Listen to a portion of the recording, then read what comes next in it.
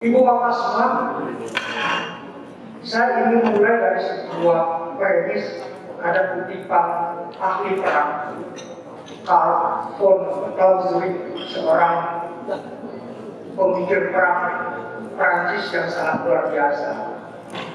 Beliau mengatakan, war is continuation of politics by other means. Jadi perang adalah sebuah situasi ketika politik itu pandai, atau perang adalah eskalasi keputusan dari proses politik. Nah, ini yang menjadi premis orang-orang hari ini meletakkan ketika perang selesai atau ketika perang terbuka tidak ada lagi, orang-orang meletakkan modern warfare itu adalah election. Modern warfare itu, perang modern itu adalah pemilu. Jadi sebagai sebuah premis, jika pemilu kita anggap perang di zaman modern, karena dia adalah sebuah mekanisme sirkulasi kekuasaan, maka kemudian di dalam makalah yang saya tulis, pastilah dia menyisakan banyak resiko. Atau bahkan kalau kita lihat, perang itu kan menghadirkan dan dinamakan dengan survival of the fittest. Itu yang dominan bekerja adalah otak kebinatangan seorang manusia. Bagaimana bisa bertahan hidup, bagaimana bisa tidak mati, bagaimana bisa memenangkan peperangan. Nah, ini premis yang pertama yang ingin saya ajak sebelum kita sampai kepada propos terhadap kode kolaborasi. Kita harus membaca sebuah realitas objektif sehingga kita tidak lari dari main proposal. Jika pemilu itu adalah perang modern, maka setidak-tidaknya konflik itu terjadi antara satu kelompok dengan kelompok yang lain, antara satu keyakinan dengan keyakinan yang lain, antara satu keluarga dengan keluarga yang lain, antara satu kandidat dengan kandidat yang lain, bahkan antara satu warga dengan warga yang lain. Konflik melahirkan dampak secara psikis, secara sosial, dan lain sebagainya. Secara sederhana, saya mengutip Anafis, ibu bapak semua. Di dalam banyak cerpen Anafis, peradaban Minangkabau yang adiluhung itu porak-poranda pasca PLN. Pasca PLN, senior saya juga dosen di ini, Ana Nadia Abrab, pernah menulis tahun 99 tentang hegemoni militerisme dalam keruntuhan peradaban Minangkabau. Bagaimana orang Minang secara ekspresif mengganti namanya. Misalnya dengan Philip Permonte, Jeffrey Giovanni, Irwan Prayitno, Willy Aditya, dan lain sebagainya. Itu ekspresi dari konflik. Apa yang lebih maju dari itu? Ada dua peradaban besar di Nusantara ini yang hancur karena konflik yang luar biasa. Satu Minangkabau, yang kedua Aceh. Maka kemudian dia melahirkan situasi pos konflik yang orang sebut Padang Bengkok, Minang Gayo, Tipu Aceh. Itu adalah produk dari konflik. Itu adalah dampak dari perang. Nah, sebelum saya lanjut pada bagian konflik tersebut, Di sisi yang lain, demokrasi yang diteriakkan oleh di sini ada Jimmy, ada Pak Heri Supayadi yang berteriak seolah-olah Orde Baru itu tidak demokrasi karena dia sangat limited. Dia bersyaratkan beberapa hal. Dulu di awal-awal kita meminta ada transparansi dan akuntabilitas, ada partisipasi dan lain-lain. Ada satu virus di dalam demokrasi yang suka tidak suka senantiasa harus dijalankan. Apa itu namanya? Kompetisi. Kompetisi, sebuah keniscayaan untuk melakukan sirkulasi kekuasaan secara adil.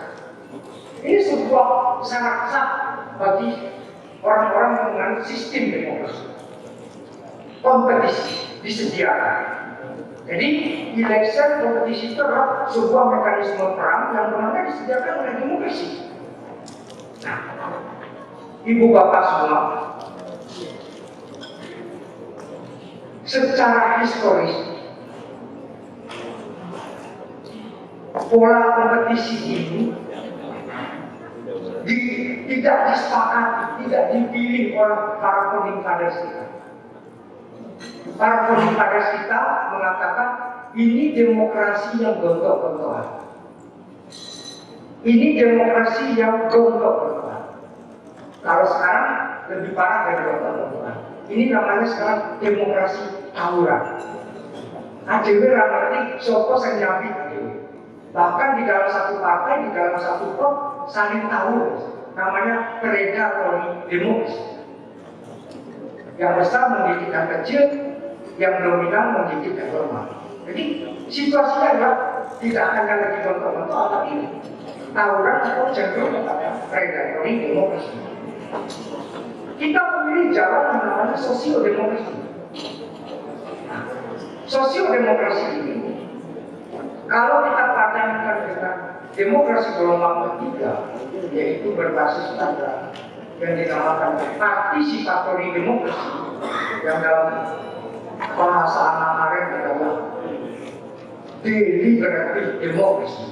Itu yang ekspresi yang paling original adalah musyawarah mufakat itu. Jadi apa yang pernah diformulasikan oleh para founding fathers kita, musyawarah mufakat itulah ekspresi sejatinya dari deliberasi demokrasi itu. Jadi musyawarah mufakat itu bentuknya adalah deliberatif demokrasi. Kalau kita lihat Latin Amerika memperkenalkan itu hari ini, padahal sejatinya secara pilihan kita sudah meletakkan.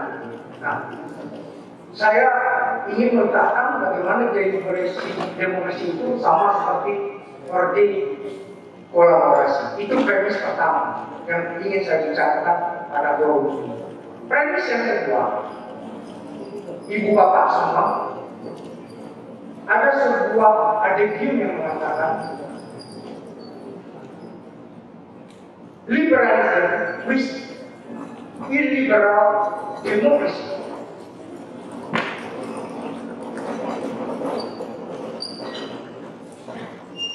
Saya lanjutkan ibu bapak semua. Ada adigium yang mengatakan liberalisme dengan illiberal demokrasi. Kenapa saya propose, kenapa saya majukan premis kedua ini? Biar kita melihat sebuah peta situasi yang lebih dalam ibu bapak semua.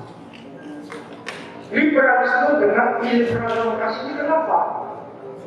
Karena asumsi normatif demokrasi itu melahirkan partisipasi, demokrasi itu melahirkan equality, demokrasi itu melahirkan mekanisme yang terbuka.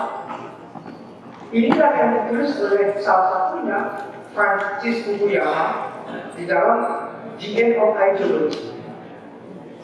Tapi Bapak tahu apa yang dialami oleh seorang Francis Fukuyama hari ini? DWF stres selalu.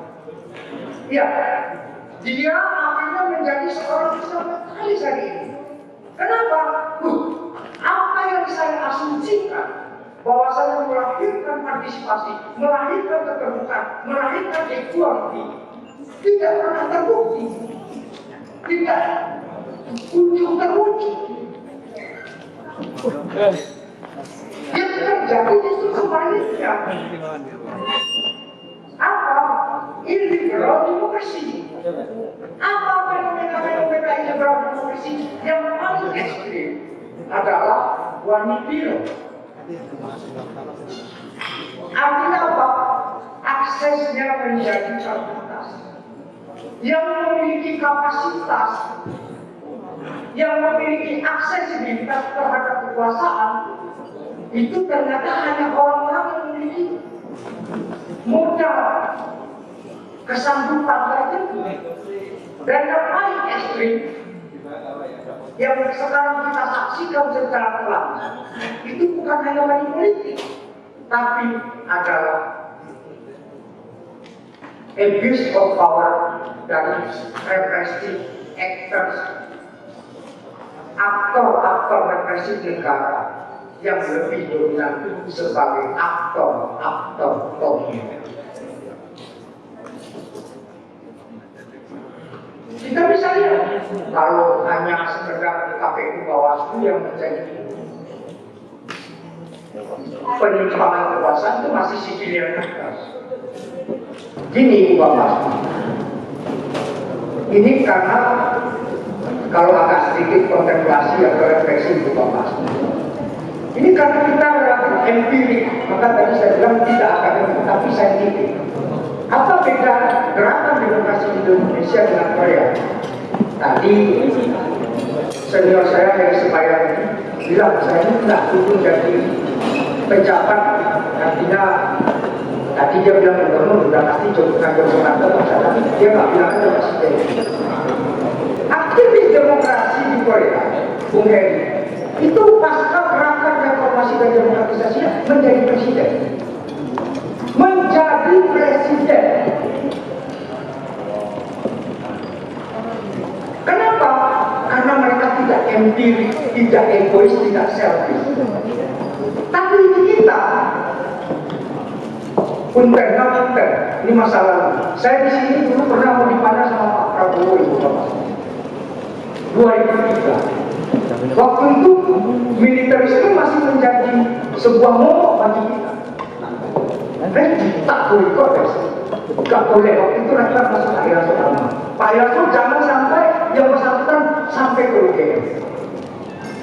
Karena di kita tidak menyelesaikan tugas-tugasnya secara fundamental, maka kemudian the prominent actors pada masa lalu itu kemudian tetap dominan di dalam proses kontestasi. Jadi apa yang terjadi sekarang? Ada jadi menteri aktivisnya, tapi secara value virtue actors hampir pintu kontak dengan Korea.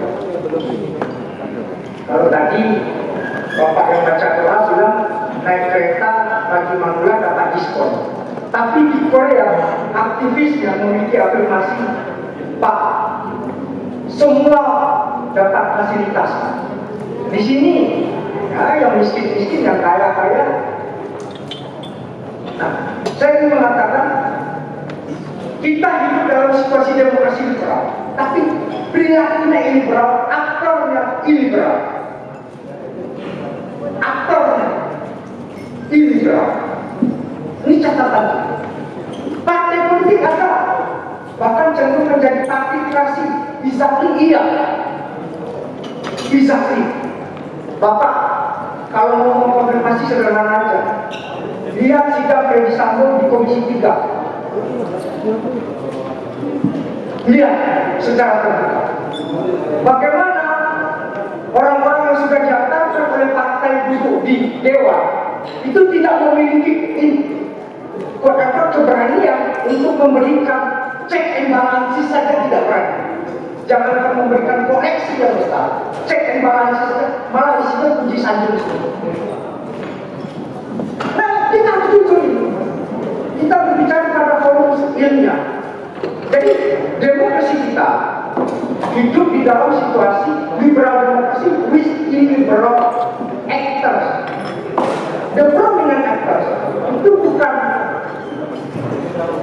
civilian actors.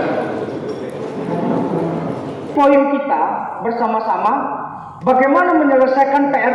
Jangan kemudian kalau mahasiswa hari ini demo karena dia berusaha sama polisi, cium tangan tentara. Ini juga ekstrim juga. Jimmy jangan ketawa-ketawa, adik-adiknya cium tangan tentara. Padahal dulu kita dipentumi sama tentara, Pak. Jadi ini karena ikro'nya kurang, karena tradisinya empiris. Jadi menganggap ketika tidak A, maka harus A aksen. Tidak. Jadi Pak Untoro, poin yang kedua yang ingin saya katakan, sebelum kita membangun orde kolaborasi itu, apakah kolaborasi dengan non-state aktor atau state aktor seperti apa yang harus kita susun? Itu. Jadi ini yang kedua ini saya ingin menandaskan pendekatan aktor kolaboratornya. Kenapa? Saya pulang dari Jerman pernah membawa proposal kepada salah seorang ketua umum partai. Bagaimana menempatkan TNI dalam posisi komponen politik kebangsaan, tidak politik elektoral, tidak politik pemerintahan. Ini PR bagi kita. Siapa yang menjadi penjaga republik yang sebesar ini? Ini pertanyaan paling fundamental. Siapa yang menjaga? Dulu ASN masih ada tour of duty. Pak Untoro, ASN masih ada tour of duty. Hari ini siapa yang melakukan tour of duty selain tentara dan polisi? Jadi ibu bapak semua, sebelum kita berbicara pada konteks yang lebih luas tentang orde kolaborasi, kita harus berbicara bagaimana memperlakukan, karena di dalam panggung sejarah Indonesia itu aktor yang dianggap prominent itu selain gerakan mahasiswa, ya tentara. Kita harus berbicara itu secara terbuka. Bagaimana menjaga republik ini dan siapa harus jaganya. Nek partai top, saya orang partai Pak, kok saya agak rada sanksi Pak. Jadi kita harus secara open mind dengan dada yang dingin, kepala yang dingin dan dada yang terbuka. Ini republik sebesar ini siapa yang akan jaga? Itu premis yang kedua. Yang ketiga,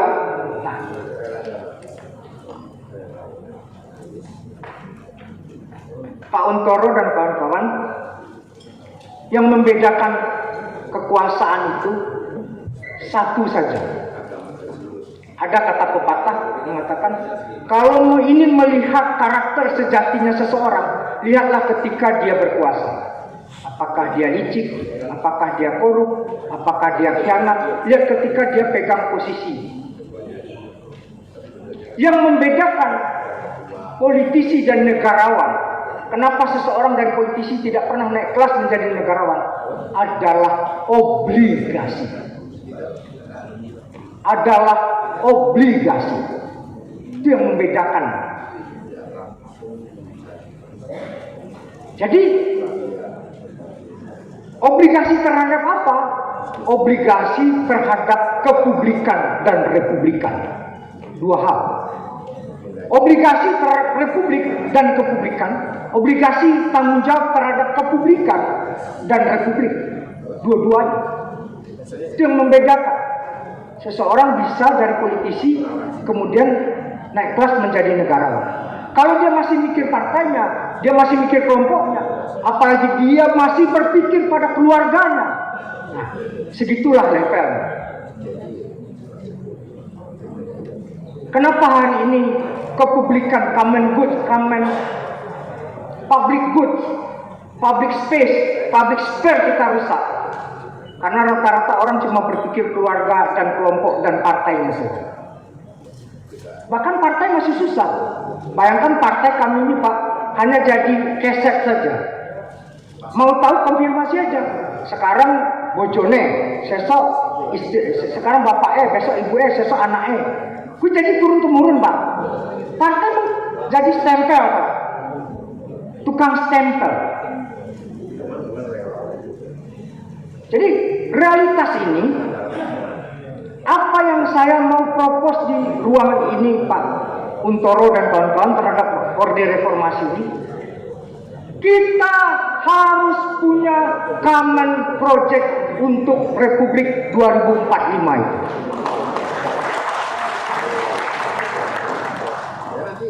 Apa common project itu? Kita mulai dari Pak, kolaborasi dan kompetisi itu di kita harus kita lihat secara real. Kolaborasi di kita masih di level wacana, meneng cangkem tok. Ya, itu tidak apple to apple dengan kompetisi. Ini kan semua guru besar banyak ya. Kompetisi bukan hanya pemilu Pak. Kalau kita mau jujur, anak-anak kita dari kecil dididik di Republik ini untuk berkompetisi, tidak sehat satu sama lainnya. Nilai siapa yang paling pintar, siapa yang paling hebat. Jadi ini menjadi natif, menjadi zaman, menjadi alam bagi masyarakat Indonesia. Siapa yang paling pintar?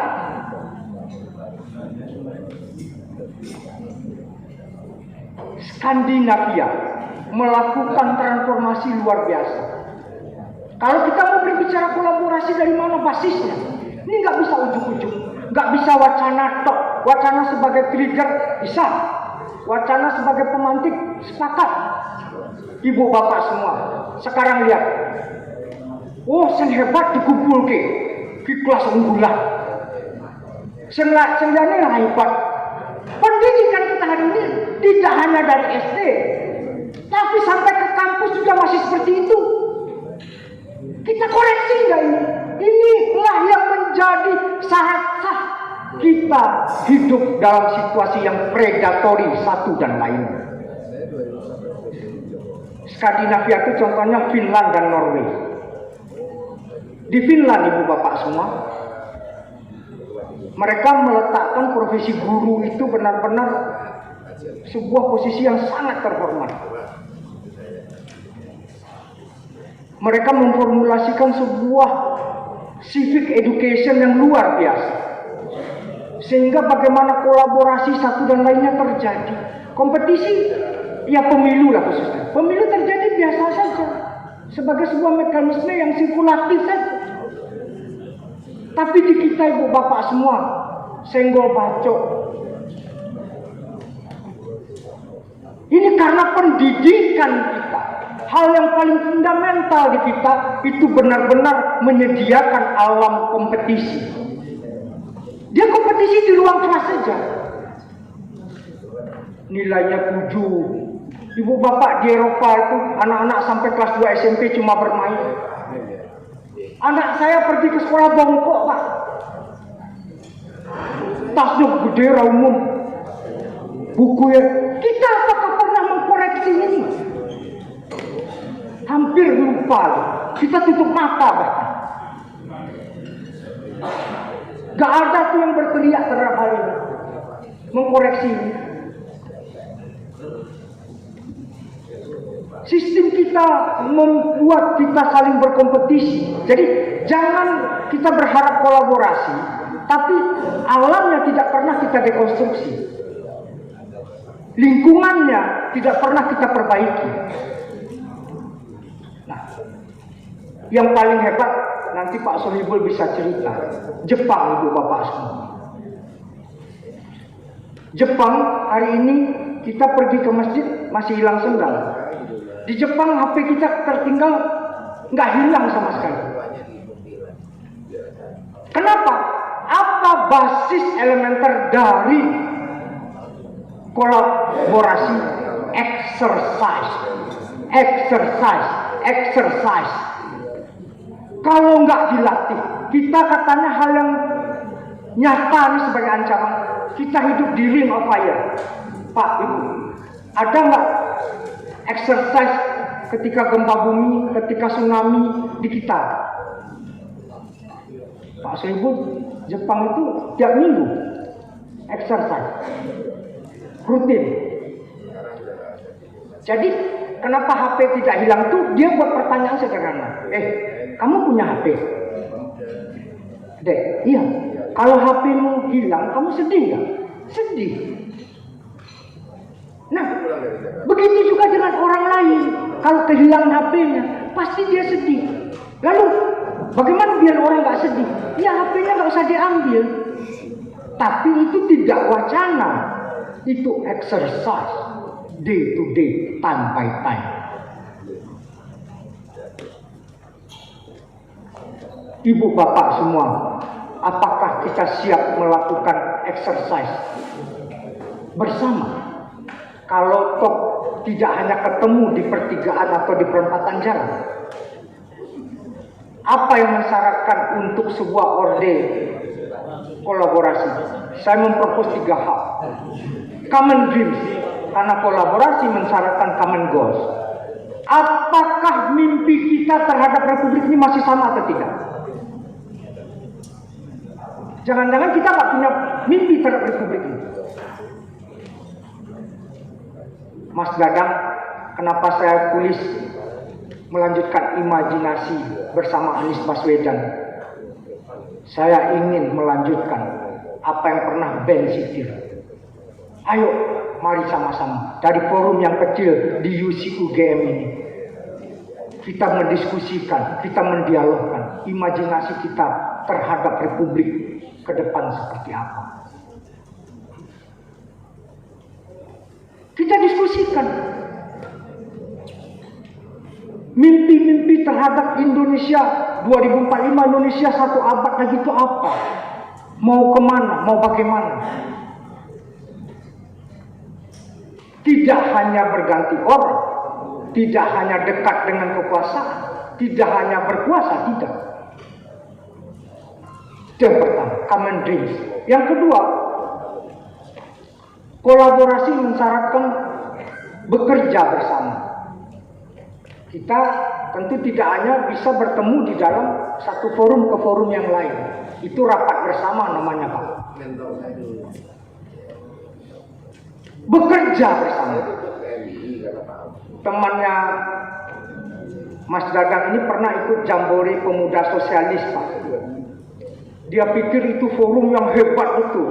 Ternyata 3 bulan lamanya disuruh buat jalan Ho Chi Minh Railroad. Bekerja dari sana seluruh pemuda dari seantero dunia ini selama 3 bulan hanya kerja bangun jalan.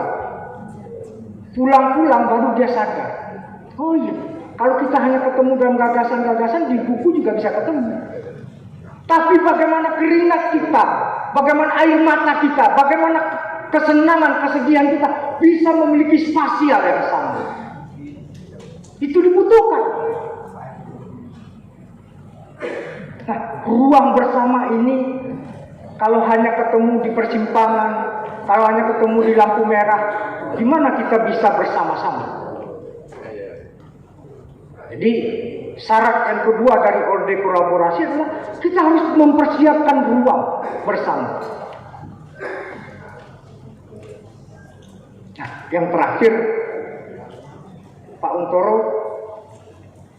adalah belajar bersama.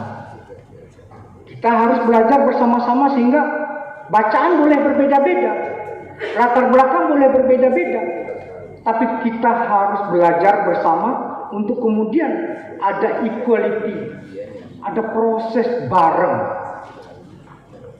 Nah, apa yang ingin saya usulkan di dalam forum ini, Pak Untoro adalah sebagai testing common project kita, yaitu rekonsiliasi dan reintegrasi nasional pasca pemilu. Itu yang dilakukan, itu perbedaan antara Donald Trump dengan Joe Biden. Trump berkuasa cuma 4 tahun, Pak. Kita pemilu 2 kali, 2014, 2019, itu melahirkan segregasi, fragmentasi yang gila-gilaan. Tapi itu cuma jadi pengetahuan. Cuma menjadi pengetahuan. Apakah kekuasaan memiliki proyek rekonsiliasi dan reintegrasi nasional? Sebagai inisiatif ada. Apa contohnya?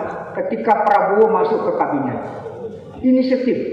Tapi dia tidak menjadi proyek nasional dan stakeholder. Dia cuma menjadi gimmick politik. Saya mengajak para forum guru besar, para sahabat dan kawan-kawan seperjuangan. Disinilah letak obligasi. Apakah dia manusia yang kerdil atau dia manusia yang memikirkan negara dan bangsa? Obligasi kita seperti apa yang dilakukan Joe Biden. Begitu dia berkuasa, proyek pertamanya mengundang para guru-guru besar neuroscience, biologi, sosiologi, dan lain sebagainya untuk duduk bersama. Ayo, kita buat proyek rekonsiliasi dan reintegrasi nasional. Kita selesaikan yang baper-baper ini, yang terpecah-pecah ini. Kita ingin Amerika yang satu. Disinilah kemudian kita berdiri, karena Common Project ini membutuhkan ruang, waktu, momentum, metodologi, dan yang paling penting dari semua itu adalah bagaimana komitmen kekuasaan yang akan datang dan tentunya presiden yang terpilih. Terima kasih. Assalamualaikum warahmatullahi wabarakatuh.